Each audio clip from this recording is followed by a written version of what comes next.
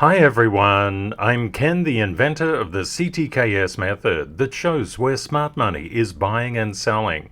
Each day I seek to give you an edge in the market using professional smart money rules and thinking based on my more than 30 years experience in financial markets, to assist you to be more of a financial blessing to yourself and those you love, gaining real wealth and positive excellence in the process. If you want to get the institutional edge, please subscribe. You'll find we have one of the best communities on YouTube. Please note, I don't have WhatsApp or Telegram. So let's run the numbers. Bitcoin is currently down 4.83% to 22,342. Ethereum is down 4.81% to 1569. As professionals, we're always ready for any price movement, especially when it goes against what we think could happen. Most importantly, we have the knowledge of what to do when that happens. We're also quite realistic people. When we look at returns, we know that the returns offered by banks are around the 3.5% to 4% mark, if we're lucky. We can see the crypto market has been quite red, and of course people are looking for the reasons. Could it be the Fed? The Fed at the next FOMC meeting actually upping interest rates from 25 basis points to 50 basis points. Could that be the reason? Or is it because Coinbase is no longer accepting payments from Silvergate Bank?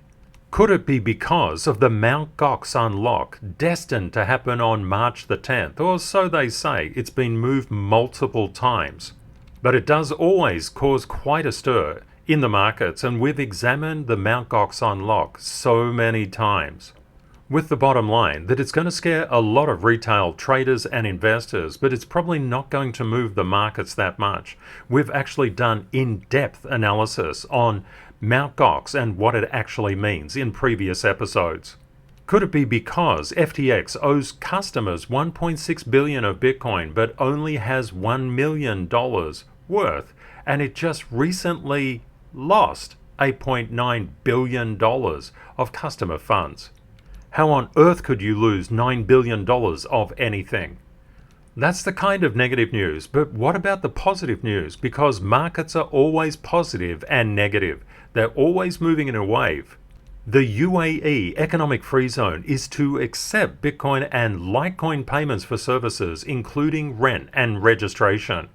The Arabian nations are quite intelligent. They understand that crypto is the oil of the 21st and 22nd centuries, and they're going to capitalize on it, whilst the UK and the US just defend their existing banking system. And talking about that, Coinbase Chief Policy Officer met with Brazilian officials to discuss their national strategy around Bitcoin and crypto. Switzerland, city of Lugano, adopted Bitcoin as legal tender 1 year ago today. The mayor of Lugano said, "We want to be a center of excellence for Bitcoin," and over 150 businesses already accept Bitcoin there. Brazil's third largest bank, Bradesco, partners with the country's leading university to explore Bitcoin and crypto opportunities. So you can see, whilst the US and the UK are trying to destroy Bitcoin and crypto, the rest of the world is saying, go for it, we want it. Why is that? Because it's a technology that cannot be stopped. We've also been getting a bullish read on the 1-month stochastic RSI for Bitcoin, and typically when this happens, it's been accompanied by upward price momentum. And you might remember recently that we were talking about golden crosses, and we've had 2 of them. But what actually happened when we got our first golden cross, the 50 and the 200 day, crossing each other? What we actually saw was a retracement in the market. And I mentioned at the time, when we talked about the second one, don't be at all surprised if it sells down. And I also said it's really good to get your 10-5-10 level funds in play. Now, why do I have a chart of Acro up here right now? It's because I want to show you how to apply the knowledge inside the masterclass to price momentum. We can see that Bitcoin sold down very, very traumatically, And when I looked at the market through BORSOG opportunities, and that requires that you know all of the masterclass, I saw that Acro was throwing some very, very strong signals. So I entered, and then I sold up here. What you will actually find is that when you're going through the market, you're not trying to pick the exact bottom and you're not trying to pick the exact top. You'll find that many times the price will go above where you sell it, and many times you could have bought it lower. But the concept is, don't worry about that. You're after the sweet spot in the market. You prefer to get a fill rather than to get a miss. I am, and always have been, very transparent with my trades. I actually show you where I buy and where I sell, and I just don't talk about it, I show you the proof as well. Congratulations to the many masterclass students who reached out to me and said, Ken, I made a profit on X, Y, and Z. I'm very, very proud of you. Let's have a look at this specific trade. Now, what happened as Bitcoin came down? The earth actually opened up beneath Bitcoin's feet, and I'll come to what the particular levels are, and it just went down, and there was no real signal in the market as to why Bitcoin was going down, except for the fact that it was just going down. People like to look for answers after the fact, but in terms of during the fact, there was not much data. It was pretty much balanced towards the positive and the negative side. And when we look at this buy level, it was 553, and the sell level was at 650. So what did this actually do in terms of return? But another more important thing is mindset. When you look at the crypto market going blood red, it would be very few people that would actually say, I'm going to go in and buy. That's why we actually say inside the masterclass that we're like firefighters. We're entering the burning building, and there's a lot of profit in it, but you must know what you're doing. Just like firefighters, you must have your protective equipment, and the only protective equipment you need is knowledge plus a mindset. You can see that the actual return from Acro was about 17.5%, and it's quite nice annualized return on investment, just a little bit better than 4% for holding the money for a year. And this return was actually done in 5 hours. Did I sell the exact top? No, I didn't. Could we have gotten more from this trade? Yes, we could have. But that's not really the point. As you see, and as you'll see in the next trade that I'm going to share, having your system is the important thing. Trading is all about systems. If you don't build the system, you're going to fail. Another trade that I'd like to share with you is IMX, or Immutable X. You can see here that I bought Immutable X as it was coming down, and I didn't pin the exact bottom of it because it came down more. But what happened when Bitcoin tanked? Did I sell? Did I go out? Or did I keep to my strategy? I had another buy level in, so I just waited for that to get hit. And then what did I do? I had a sell level on this one. Did I move it around? No, in this particular case, I didn't move it. And it actually got pinged. That was very, very close to the top, I admit. And what about this one? Well, I was just very happy that this was a trade that I could show you, so I decided to get rid of this one. I decided to actually move it down, and I'll show you all the trading stats in a minute.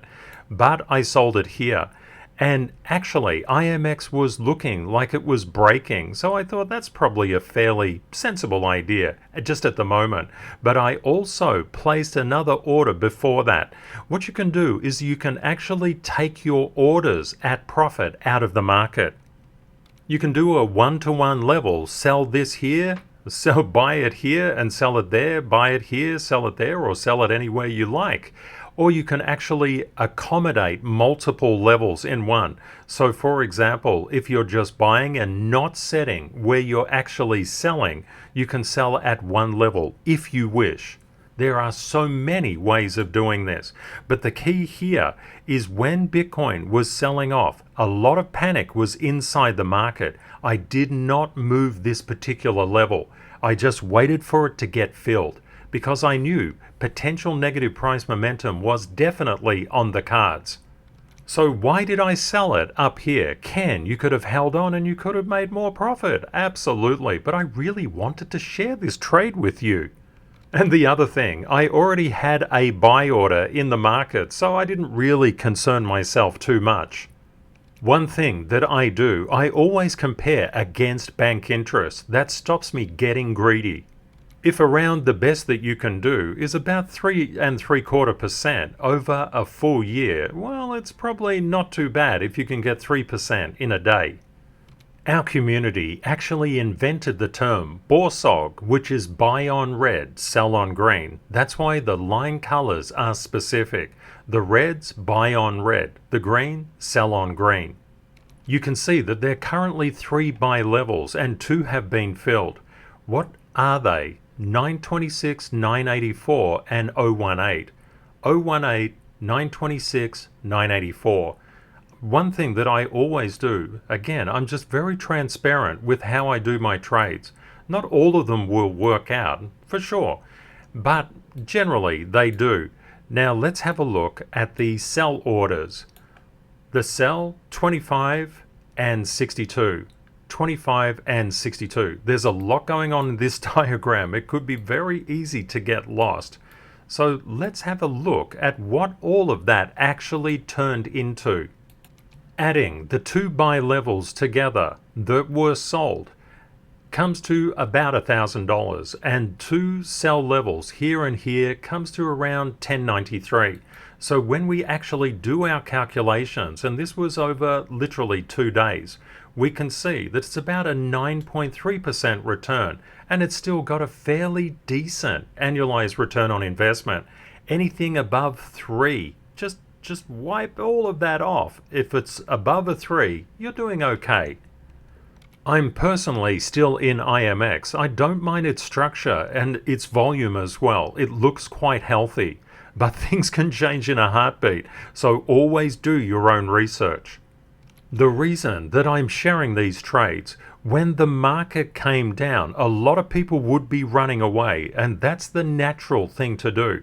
But we tend to do the exact opposite because we're getting on the right side of the percentage. Always have your system and continually refine it as you progress. When we look at the top 8 cryptos, we can see as Bitcoin came down, what happened to Ethereum? It came down. What happened to Binance Coin? BNB? It came down. What happened to XRP? It came down, but then it said, hey, I'm out of here. I'm going back up. And this is very good for XRP. We want XRP to win the court case against the SEC. If it does so, Gary Gensler will have no place to go but potentially out the door. Sorry, Gary, it's about time you went. And what did we see with ADA? ADA was previously weak, but it staged a really good rebound here. And of course, these are the stable coins, which we know very well they're not stable at all. I'm going to do a deeper dive into the main markets in tomorrow's episode. There were other very important things that we needed to talk about, especially in the crypto market, and I wanted to share those particular trades with you as well. We'll talk about inverse real rates and Tesla's support levels tomorrow. One thing that is very strange, crypto is coming down as the dollar is coming down. Usually they invert, and this is why it's important not to get too swept away with rules. The markets are always changing direction. I call it the changing of the guards. You must be aware of this fact. Sometimes things correlate and then they decorrelate and then they correlate again. You must be flexible. The CTKS method, when it's marked up and applied to charts, is like getting X-ray vision. You will know where smart money is buying and selling. And if you want to suggest different asset classes or different stocks or different cryptos or different forex or different anything for me to mark up and share on the public community channel, you can do so by checking the link in the description of this video. And thank you also to the many people who reached out in yesterday's video and shared what they're interested in. My goal is to make this analysis as specific as possible to your interests. With that in mind, let's have a look how Bitcoin actually withstood the onslaught yesterday. And one thing that I want to just draw your attention to, the first time we had the golden cross, we had a big sell-off and then a big spike. And what do we notice? With the second golden cross, we're getting that big sell-off. Could it actually be over? Well, this is a little bit too early to tell. If you look at this particular resistance down here, you can see it was still negatively pulled down when it actually exceeded that. I'll just throw a line on it so you can see it more clearly. You can see it a little bit more clearly here. You can see the resistance, and then price overcame this resistance but was still a little bit negative, and then it just took off crazily. When I said it's a little bit premature, we've just really got this particular resistance line at the current time. And what do we see about that smart money once buy level now turned to sell level? We can see Bitcoin is still under pressure. The sellers are coming in and pushing Bitcoin's price down. The real question is, where is smart money looking to next? I'll let you know in tomorrow's episode. Just kidding, I'll let you know now. Unfortunately, we have a bit of a fresh air gap here. The next real support is 20,500 up to 20,800. That's where the smart money will be stepping in. It doesn't mean it's going to drop straight there, but it could. But it also could just reverse around and go higher, or it could just go flatline. What you want to do as a professional is have 3 different distinct possibilities in mind for price action. You want to simultaneously understand and know what you will do if price will go down, go neutral, which means just flat horizontally, just consolidating, or will go up. Any of these 3 could potentially happen. But the case is they're not all equally weighted. You must judge price action by price action, not historic price action, just by price action itself. Looking into the history of something can give you an indication, but it doesn't mean it's going to play out.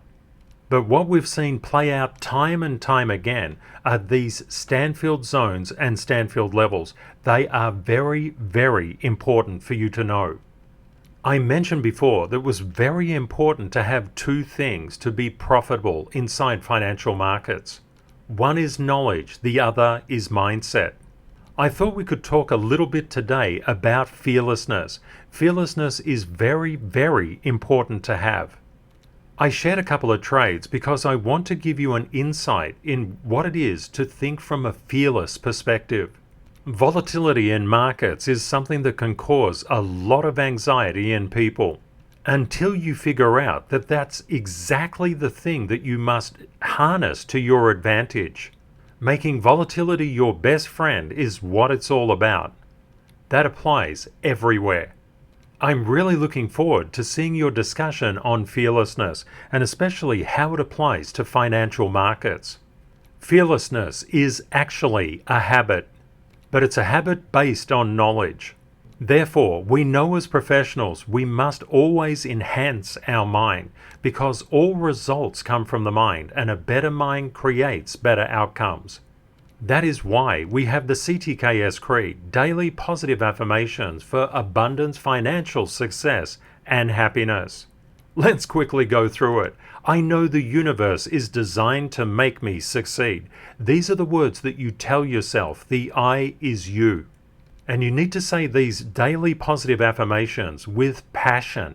Every day I show kindness, integrity, and gratitude. I know opportunities and life reset daily.